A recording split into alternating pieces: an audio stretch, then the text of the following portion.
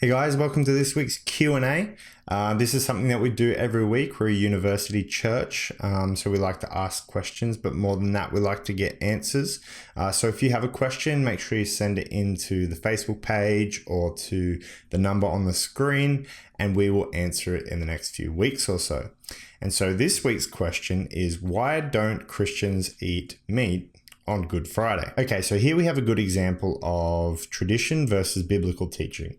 And so there's nothing in the Bible that says that you can't eat meat on Good Friday.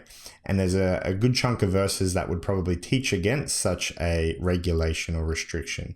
But there's a big difference between can't and choosing not to. The tradition of not eating red meat on Good Friday primarily comes from this idea that Friday is the day that Jesus spilt his blood for our sins.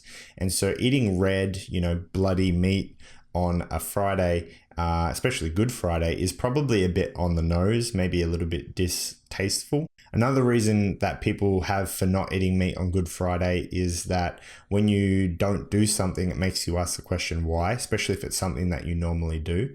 And so if it's Good Friday and you are not eating meat, then it makes you ask the question, why am I not eating meat?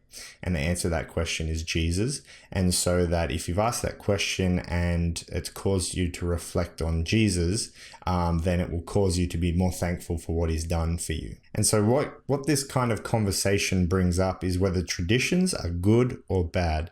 And the short answer to the question is, if they cause you to worship God more fully, then they're good. And if they don't, then they're bad.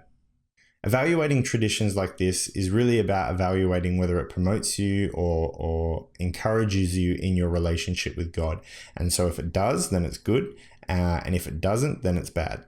And so you really have to evaluate that for yourself. And so these traditions, whether they're good or bad, become very subjective. So whichever you choose, make sure you do it because you want to worship God with every part of your life.